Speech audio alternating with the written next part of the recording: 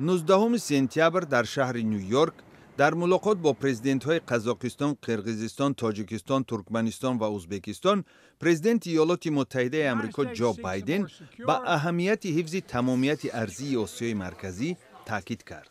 در ملاقات با رهبران ممالک آسیای مرکزی که با نام گروه C5-1 معروف است، او ابراز داشت که احتمال به همین زودی‌ها در یکی از کشورهای آسیای مرکزی با آنها دیدار و گفتگو خواهد داشت.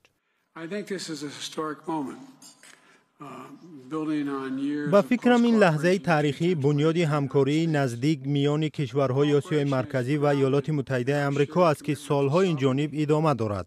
این همکاری در زمینه صداقت و احترام مشترک صاحب اختیاری، استقلال و تمامیت ارضی پایه‌گذاری شده است. به عقیده من امروز این پرینسیپ ها بیش از هر وقت دیگر اهمیت پیدا کردند، زیرا ما همکاری ها را به قله های نو می رسانیم. اولا تحکیم همکاری در مبارزه با تروریسم است که گسترش سرمایه گذاری های امنیتی ایالات متحده آمریکا در آسیای مرکزی را در نظر دارد. ثانیاً ما پیوسته همکاری های اقتصادی منطقوی را تحکیم می بخشیم.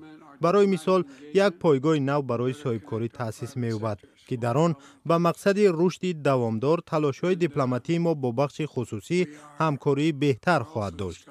ما همچنان امکان همکاری در استخراج و کارکرد معدن‌های استراتژیکی برای سال‌های آینده را بررسی می‌کنیم که برای تأمین امنیت انرژتیکی و زنجیره‌های تأمیناتی مهم است. و سیوم تشبث حمایت از حقوق معیوبان می باشد که الکی در حال اجرا شوی است. من انتظار دارم که با همه شما در آینده همکاری بیشتر خواهیم کرد. من واقعا امید دارم که همکاری ادامه خواهد داشت، زیرا در همراهی با 5 کشور ما نیرومندتر هستیم و جهان امنیتی بیشتر دارد. تشکر از تلاش‌هایتان. امیدوارم که به زودی با شما در یکی از کشورهایتان ملاقات خواهم داشت.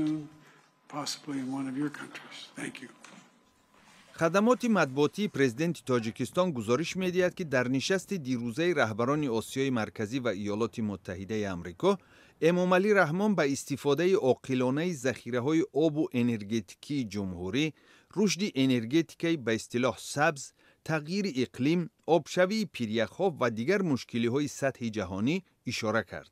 رهبر تاجیکستان گفته است که کشورش برای انتقال کمک‌های بشری به افغانستان امکانات لاجستیکی خود را فراهم آورده است، زیرا نظم و ثبات افغانستان عامل مهم تحکیم روابط ممالک منطقه است.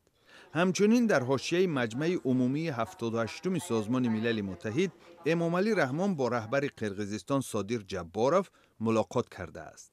در خبر جانب قرقیزستان گفته شده است که رهبران دو کشور به مسائل معین و نشانه‌گذاری سرحد قرقیزستان و تاجیکستان توجه خاص ظاهر نمودند.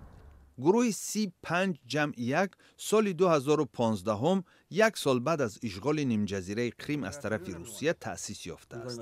در این چارچوب دیپلمات‌های ایالات متحده آمریکا و 5 کشور آسیای مرکزی نگرانی‌های مشترک امکان گسترش همکاری‌ها با ایالات متحده آمریکا در سطح منطقوی و دوجانبه را بررسی می‌کنند.